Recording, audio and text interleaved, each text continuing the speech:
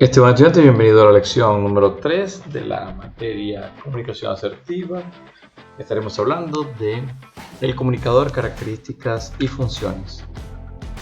El contenido a ver en esta unidad son las funciones del comunicador, los niveles del lenguaje y su significación, las habilidades del comunicador, las actitudes y valores del comunicador y la comunicación interpersonal. William Butler Yeats decía que debes pensar como un hombre sabio, pero comunicarte con un lenguaje de la gente. Aquí toca varias habilidades de la comunicación o del comunicador, entre ellas la estructuración de ideas.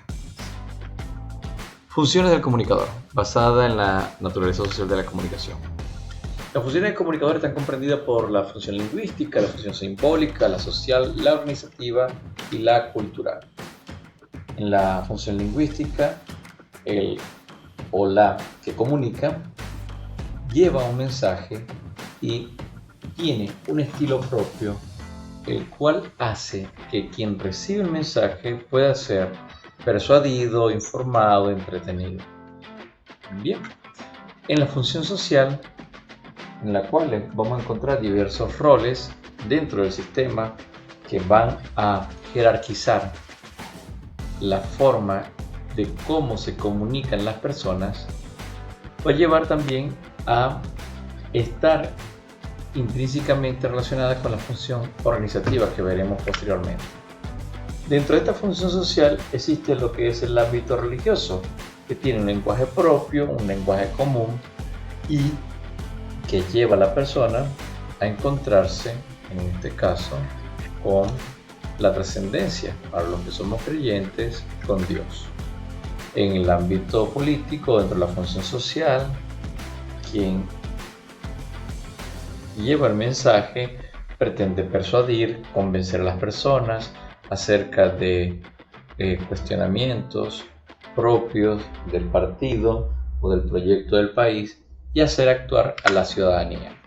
En la función social, el ámbito académico está demarcado ante todo por los roles, ¿no?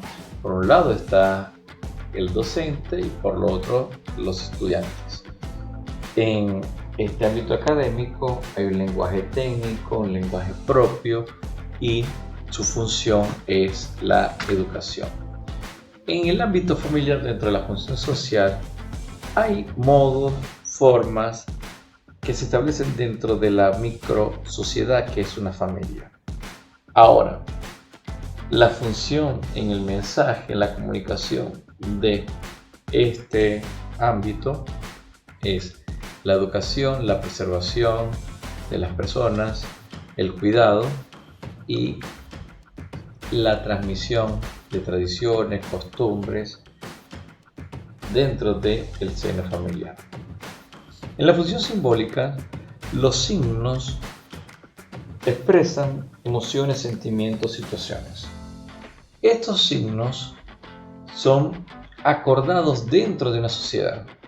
Ahora, los signos tienen que ser explicados porque no todos los reconocen. Está el caso de los emojis que ven en pantalla, pero hay emojis que hay gente que desconoce. Nosotros hemos acordado que las manitos juntas significan oración, pero las manitos juntas significa por favor. Hay una carita feliz que tiene unas lágrimas, por lo menos acá se ve, y hay un chiste de una abuelita que envió estas caritas como signo de tristeza, dando su pésame o expresando su duelo a una familia. Entonces, los signos tienen que ser acordados para que todos lo reconozcan. En la función organizativa se encuentran los roles, porque está demarcado por la jerarquía y los estratos. De ahí que, como les decía, al ser parte también de la organización de la función social, cada uno dentro del rol lleva una forma, un modo de comunicarse. Cuando hablamos de la función cultural, en ella se transmiten los hábitos, las costumbres, las creencias, las tradiciones que conforman la cultura. Y la forma de establecer esta comunicación puede variar de una cultura a otra.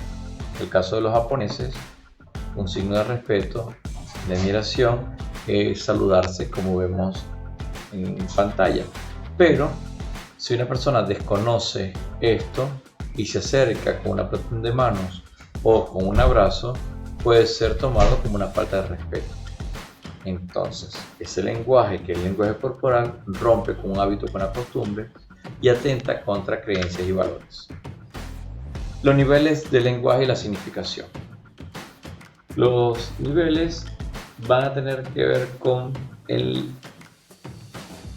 la instrucción que tiene el hablante o el escritor. De ahí que los mismos pueden ser desarrollados o expresados a través del lenguaje culto, vulgar, coloquial, científico y técnico. El lenguaje culto es estructurado, es un lenguaje que es organizado, que tiene una forma que indica respeto, que indica admiración, que indica una sintaxis construida. Pero el lenguaje vulgar, que no es necesariamente el lenguaje que tiende a hacer lo que se llama malas palabras o groserías según el país, es el lenguaje del vulgo.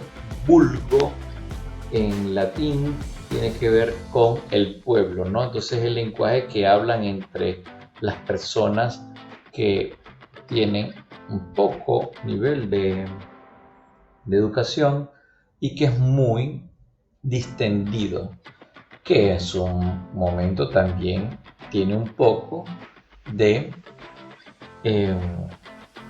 a lo mejor de malas palabras, pero no necesariamente es eso demarcado allí. Por el contrario, el lenguaje coloquial es el lenguaje hablado por todos, es un lenguaje distendido, es un lenguaje que tiene palabras que son comunes en la cultura donde se desarrolla y que podemos decir que es el lenguaje familiar, es el lenguaje entre amigos, ¿bien? Donde las personas no son tan distendidas, pero sí tiene cierto relajamiento al momento de expresar sus ideas.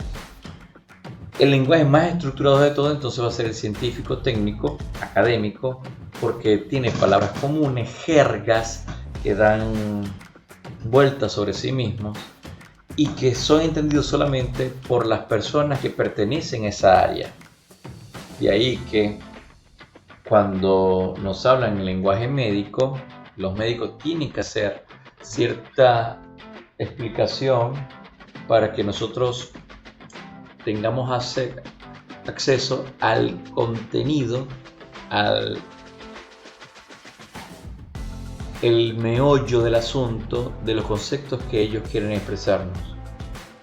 O cuando hablamos con un abogado y utiliza una palabra clave. Es eso. Si nosotros no somos del mundo del derecho, entonces las palabras no son entendidas porque es un código distinto. El lenguaje científico y técnico tiende a esto y es un lenguaje que es propio dentro de cada profesión. Las habilidades del comunicador van a ser las dos grandes, ¿no? Por un lado las orales y visuales y por otro lado las orales y por otro lado las visuales. En cuanto a las orales, tienen el volumen, que va a variar según los destinatarios, según el mensaje, según el público, según el lugar. La velocidad, que también varía según el mensaje y el público. No es lo mismo un discurso o un mensaje que se le da a unas personas dentro de una cancha de fútbol que en un velorio, bien, en un sepelio. No es lo mismo un discurso político que un discurso religioso, ¿no? No es lo mismo en cuanto a velocidad y volumen un mensaje a una persona deseándole un feliz cumpleaños que a una persona que acaba de fallecer un familiar. Entonces, el volumen, la velocidad, el tono va a variar según cada una de estas características. Dentro de esto, todo tiene que salir de la estructuración de ideas. Quien habla debe tener organizado el mensaje pensando en el destinatario. Por ello, es importante al momento de hablar tener una idea general de lo que se va a decir.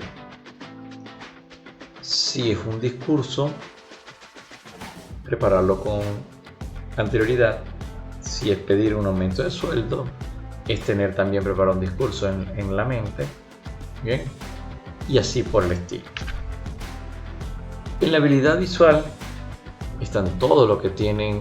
Les presento ahí, pasando por el sonreír, estar consciente de nuestras miradas, a quién le estamos llevando la información.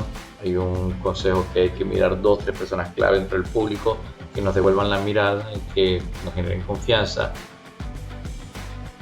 No es lo mismo hablar con una cara dura que transmitiendo con una sonrisa. No mantener un contacto visual por más de 5 segundos, porque si no, después de 5 segundos es invasivo.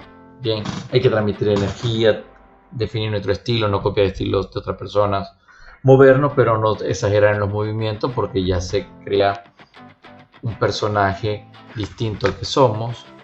Y tiene que haber congruencia. Si la persona está hablando, siempre hay que tener movimiento hacia adelante, moviendo, enseñando las palmas de las manos. Si yo estoy afirmando, no puedo hacer no con la cabeza ni con las manos. Y estar erguidos, bien parados, pero con naturalidad. El lenguaje corporal es importante, la presentación es importante y el dominio del entorno es importante al momento de hablar. De ahí la importancia de practicar. Uno de los consejos que siempre les doy a los estudiantes es practicar frente al espejo. Eso implica que la persona prepare el discurso mentalmente, que vea cómo son sus gestos, que purifique o filtre aquellos que no son buenos o que generan inseguridad, y sobre todo, frente al espejo, la persona gana confianza y va quitando un poco la vergüenza. En las actitudes y valores del comunicador vamos a encontrar que debe tener empatía, tiene que escuchar a las demás personas, recordar que tenemos una boca y 2 oídos, por lo tanto tenemos que escuchar más de lo que hablamos, y tener todo esto que les presento acá: el autodominio, capacidad de enfoque, aprendizaje de escuchar, evitar hacer juicios, ser asertivo, tener un buen autoconcepto, decir la verdad y sobre todo ser flexible, saber que en algún momento las cosas no van a salir como lo teníamos planeado, pero tenemos que tener la capacidad para generar nuestros discursos. En la comunicación interpersonal vamos a tener primero la conversación y luego la entrevista. En la conversación hay que evitar las interrupciones, hay que escuchar más, hay que evitar hacer cambios bruscos. No sabemos si es interesante para otra persona que la aconsejemos. Hay veces que las personas, cuando son escuchadas y no son interrumpidas, se acercan luego para agradecer por los consejos que le diste. Y cuando uno vuelve en la memoria, se da cuenta de que no aconsejaste nada, solamente escuchaste. Pero ¿qué pasa? Que como en las terapias, el terapeuta, la psicóloga o el psiquiatra escuchan y hace preguntas claves. Cuando la persona está siendo escuchada, también va generando pensamientos. Entonces, esto es importante y saber cuándo se aconseja o no. El tono de voz y la proximidad y el respeto es fundamental acá. Igual la estructura dentro de la comunicación, de la conversación, desde el saludo, el desarrollo y el cierre de la misma, hay que tenerlo en cuenta. En la entrevista hay que hacer ante todo lo que se llama en comunicación la tarea. La tarea es cuando se tiene una entrevista, ya sea un podcast, un programa de radio, un programa de televisión, una persona para un trabajo en particular de investigación, o cuando se va a hacer una entrevista laboral para contratar a alguien, Hay que conocer al entrevistado, hay que revisar quién es, de dónde viene, para qué, para que fluya la entrevista, para que se busquen los puntos afines, para saber qué pretende en la empresa, si es una entrevista laboral, etc. Por lo tanto, hay que preparar las preguntas, hay que generar un clima de confianza, hay que dominar el tema por parte del entrevistador. Y hay que hacer empatía. Hacer preguntas abiertas, no son preguntas de por sí o por no, sino preguntas que lleven al entrevistado a poder conversar, hablar, explayarse. ¿Para qué? Para que se sienta a gusto y genere ideas y dé todos los mensajes que quiera hacer. Por lo tanto, hay que tener capacidad de escuchar. El entrevistador tiene que hablar muchísimo menos que el entrevistado y hay que ser flexible, es decir, adaptable. Porque a lo mejor la entrevista que tienes preparada no es la que vas a hacer, van a surgir nuevas preguntas en el momento, siempre y cuando estés escuchando y hayas preparado con anterioridad lo que estabas por hacer en cuanto a las preguntas. Bien, hasta que llegamos, ya saben que cualquier duda tienen el Telegram para comunicarse.